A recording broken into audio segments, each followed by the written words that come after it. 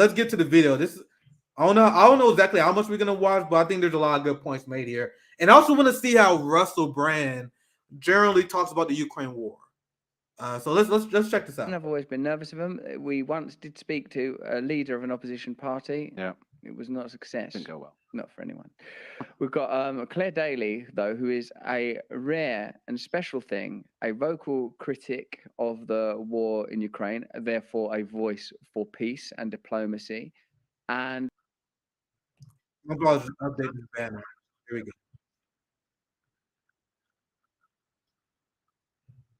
That's where we're going to connect. We're on Blacklist, but to get you in the mood and to get us right in the mood, even though I've seen this already, let's have a look at Clare Daly in. So Russell was like, I'm interested in talking to anyone who's on the blacklist. So I'm sure that isn't Russell Brand like UK, right? Especially him speaking out against the UK war, the Ukraine war. I can imagine he had a ton of blacklists. Probably on the Ukrainian kill list. Anyone who speak out against this who have a giant platform. Like, that's how I know we made it. If you ever see RBN, if you ever see me on the kill list, that's I'm like, damn, we actually got a platform we're paying attention to. Also because he was a strong COVID critic, which is based challenging power, questioning power, and demanding answers from power is actually extremely based. So those things I can see Russell Brand hitting the ban list on. So let's check this out. This is introduction. I thought that was funny. So let's check this out. Parliament giving it some. Check it out. Billions of EU assistance going to Ukraine are not free. They're loans, which Ukraine will default on. And they come with neoliberal strings attached. If you listen to the economists, Ukraine is marked for a nightmare round of shock therapy, a sell-off of public land, deregulation of labour, sale of public assets, on it goes. The country's... I wonder if Clare Daly has any idea how much this video goes around. I'm glad that Russell's playing it. It's a good intro. He said he's seen it. This is such a powerful speech. I'm going to just let it play. It's so good. Future is being sold to finance a proxy war that's tearing it apart. And of course, the loans have preconditions that Ukraine must uphold democracy and rule of law. But since the tap was turned on, Zelensky has banned most opposition parties, shuttered the media, attacked trade unions and workers' rights. But the billions keep flowing. This is a country, our Court of Auditors have said, was a country accused of grand corruption. Yeah, Clare Daly, she's banging, isn't she? Wow. She ain't playing. Someone pointed out we've also had Tulsi Gabbard on the show, who's also a politician. So we have had politicians on the show. She'd left by then, hadn't she? Or she left the I'm Democrats. very pedantic. I'm trying my hardest to do a broadcast here, and you're meant to be assisting me. Hey, Claire, that was a pretty amazing speech. You went for the jugular there. You ain't afraid of the truth. Thanks very much for joining us on our show. Thanks very much for having me. What does it mean to be blacklisted by the Ukraine Secret Service, and what are the likely consequences of such a thing? Yeah, I mean, look, your guess is probably as good as mine. I've been on this blacklist now for a couple of months. I believe actually President Lula is on it as well, and quite a number of others. It's... What? I did not know that. How unhinged is Ukraine?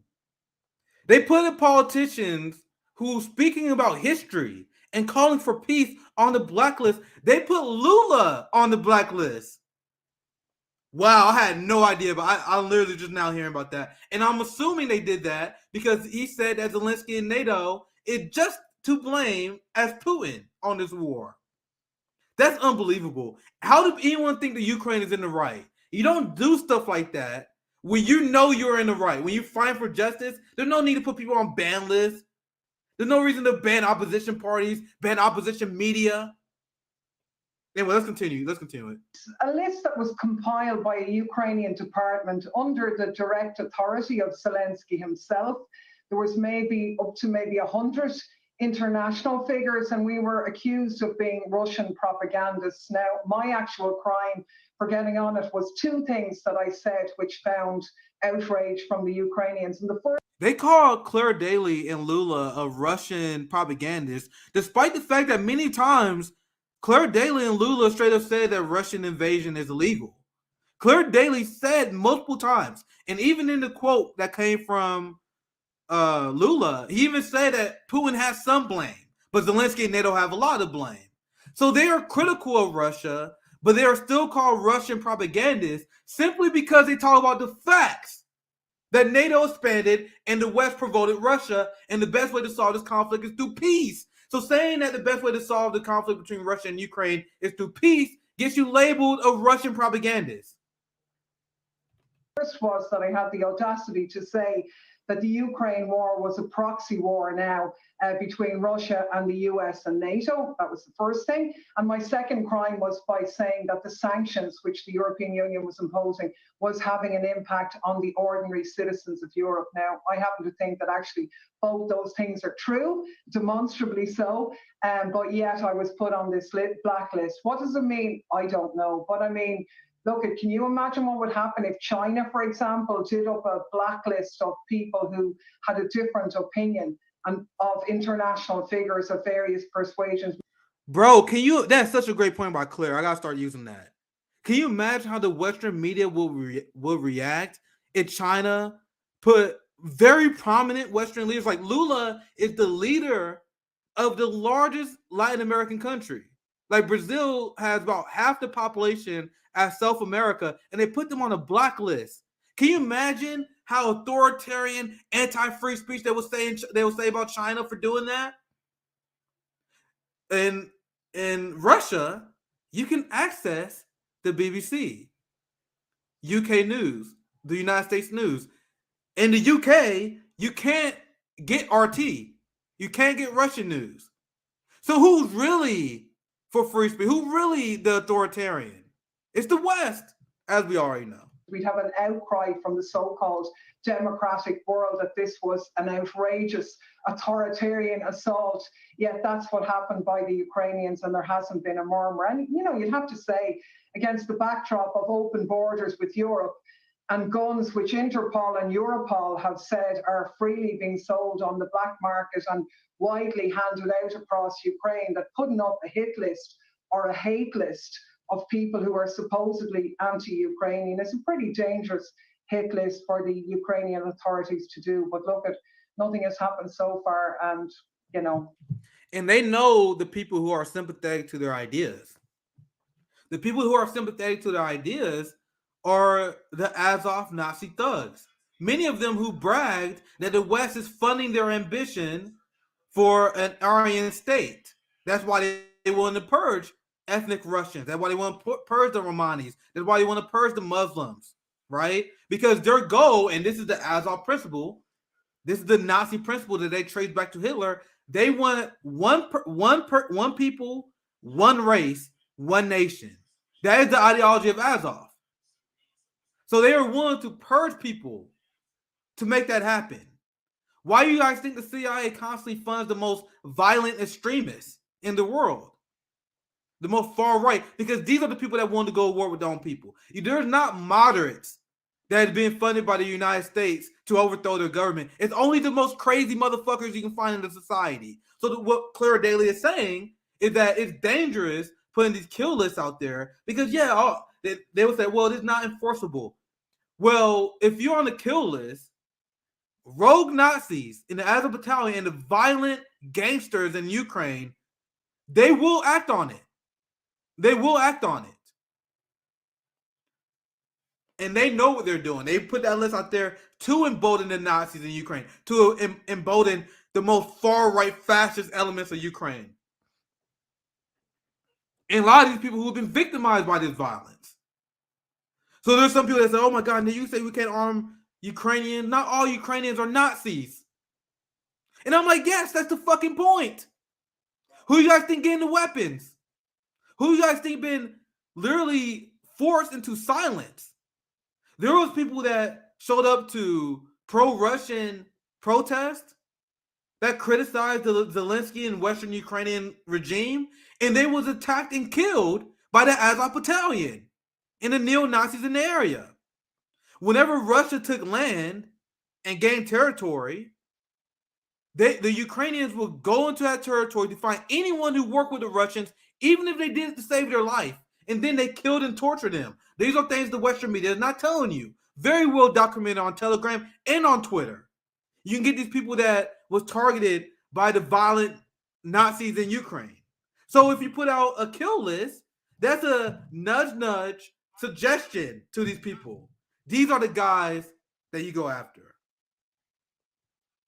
Let's continue this a little It bit. is what it is. It used to be an acceptable position to stand with people that were suffering, to be behind the rights of ordinary people, to broadly support humanitarianism. Who among us wouldn't, without being regarded as somehow, I don't know, a conscientious objector or a traitor to the cause? We live in times where censorship has become normalized. If indeed this is a proxy war, if indeed this does afford opportunities to BlackRock, so what's more dangerous to us? Blacklists or BlackRock, I wonder.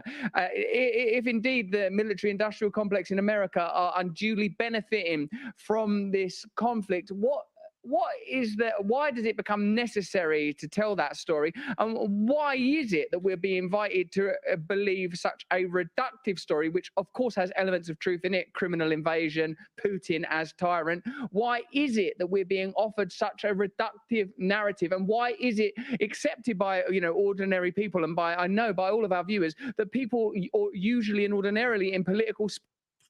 And I'm not criticizing Russell here because he's doing his due diligence so you don't have liberals go after them. When they say Putin is a tyrant, like we gotta be careful. Like, how are we defining tyrant? Because based on the way most people use it, all politicians are tyrants. Every single United States politician is a tyrant because they support wars that their people don't support. Right? That's why they call Putin a tyrant. But when you look at Putin's approval rating, when you look at the fact that this passed the Russian Senate, it's not Putin being one tyrannical motherfucker who just randomly decided one day we're going to invade Ukraine. This was something that was supported by Russian politicians for years. The people in Russia support Putin in his war because they know and they have generational trauma for invasions from the West. So this is a question for chat. Is that tyrannical?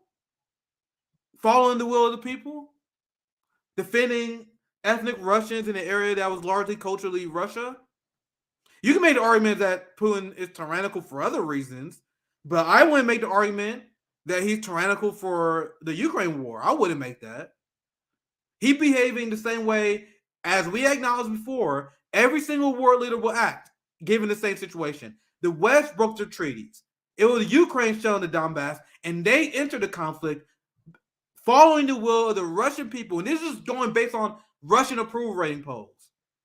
And the fact that other Russian politicians were calling for it. If you had a situation where Putin was the single decider, which this is the story the Western media paints, right? That he's holding the Russian country hostage. But in fact, there was a lot of far-right elements, especially in Chechnya. There were a lot of people that was criticizing Putin for not going all out in the war earlier last year. And in the last year, at the end of last year, around April and November, I was hearing conversations of Russian politicians criticizing Putin for going too light on this war, making it drag out too long. So tyranny is when you are literally forcing the country to go in certain ways that the people in the powers that be don't want, but you got a limited power, right? That is not happening here. But anyway, that's just a nitpick from Russell. Let's continue. Spaces don't engage in this kind of discourse. Why has it become so rare? Why is information being so tightly controlled with regard to this matter in particular? Yeah, I mean, clearly we haven't got enough time to explore that whole thing, but this is really Claire, scary we stuff. do, and we must get. This is where the conclusion has to come in the next 3 or 4 minutes, and we're looking to you. I've seen you talk in that parliament. I think you're the woman for the job. Okay, well, I normally get a minute, so 3 or 4 sounds like a luxury, but that's a pretty big topic. But look at, okay, there are vested interests at stake here. That's the first thing we'll say, and they clearly are. And in any war, ordinary people lose out. It's ordinary Russians who are losing their lives. It's ordinary Ukrainians, and it's ordinary Europeans who are suffering and choosing between heating or eating this winter as the sanctions go on. And we have a media and a political establishment that is hell-bent on ensuring that our people, I suppose, trundle along with their narrative that this is somehow a battle between authoritarianism and democracy, which was exactly the same type of rubbish that we heard in the Iraq War. It's not about that. It's been driven by the military-industrial complex. Putin's illegal invasion gave NATO what it wanted, sadly, was the excuse now to engage in what could almost be endless war at the level it's going at now. We've seen the billions of dollars being collected. Now, I'll explain. That is literally one of the best criticisms of Putin I heard. I heard this apparently from some Russian leftists have criticism because all Russians want to halt the expansion of NATO. But the argument that Claire is making here is, and I kind of agree, that they said Putin, by invading Ukraine, gave NATO more political capital to expand. So Sweden and Finland wouldn't be able to expand and join NATO if Russia didn't give the West the go-ahead by invading. Now, you can make the argument that they shouldn't do it anyway, that Sweden and Finland need to be more responsible to the global working class, that the West should be more responsible for the status of the global working class. But we all know they don't give a fuck. So the argument is that, hey, if you want to weaken NATO, you didn't necessarily go about the best way of doing it, right? But then I can see some people making an argument that, hey, we have to take the fight to them right now so they can continue to lose global capital. It depends. That's a very interesting conversation to have. But Claire makes the argument here that Russia invading Ukraine strengthened NATO, which I think objectively you can agree to that, right? What if Russia invading Ukraine would have a long-term detrimental effect on NATO and the global powers? Probably, but I think that's pretty accurate. Let me know in the comments and chat what you guys think, because that is the one criticism I heard of this invasion. I think is pretty solid. In the US, supposedly for Ukraine, actually most of that money stays in the US and goes to the arms companies and the military-industrial complex. We've the same things in Europe. Loans being given, conditions attached. This is. I see a comment from my friend Zoyas Love, Zoya's Life. Zoya, I can't put the comment up yet, but she says Russia had no choice, and NATO has always expanded. I see a few people made that comment as well, that NATO was going to expand anyway, so Russia had to do it. And I think that's a good counter argument. Like, I'm thinking out loud with you guys. I think that's a good counter argument for what Claire says. Like, what stops NATO expansion? The argument they will make is that NATO expansion, with their invasion, sped up Finland and Sweden. I don't know. I think that's a great comment by Zoya. She said Russia had no choice, and NATO has always expanded. Russia exhausted all other options. Tell Claire to hit me up. I'm still waiting for that amazing Claire RBN interview. Obviously, she was on Russell Brand, of course, because he got like 1 million times more subs than we do. She was on Danny Hyphon. But yeah, that's a very interesting debate, I think. Capitalism's free for all, really, where they have I suppose, what would you call it? I don't know, a study, an economic study where the Ukrainian people are cannon fodder and their country is an experiment really for global capitalism. I mean, the EU has been investing in Ukraine for years now. The corruption, the money has been sidelined by their leaders. Now the opposition is imprisoned. Trade unions have been stripped of a lot of their rights. And as you were highlighting earlier, global capital has its eyes on the prize of going into a deregulated economy whereby environmental protections are being removed, archaeological protections, planning and regulation, labour rights gone. This is shock therapy like we've never seen it before. And the reason why I suppose there's no discussion allowed is that vested interests are at play globally and they don't want any dissent. What I will say is that the majority of people worldwide can see through this nonsense. And we find, even though we are, I suppose, not lone voices, but minority voices on a political stage, the feedback that we get globally is huge on this. And actually, a majority of the people who live in the countries that are outside of the US and Europe have already seen through this nonsense. They've been the victims of war before. They know what's going on. And so, yeah, it's just we don't have a vehicle either politically or in terms of the media for getting that message really out. And like Claire just said there's been amazing reception from the non-Western, non-US public states, which is around 80 to 85% of the population, they are starting to see through this. That's why I show you that clip from Spanish TV where they talk about Ukraine shelling the Donbass. The clip from Indian TV where they call out the history and how the West provoked Russia. Everyone is catching on. That's why 51 out of 55 African countries did not want to meet with Zelensky. That's why Lula called him out. Now apparently he's on the ban list. This is why.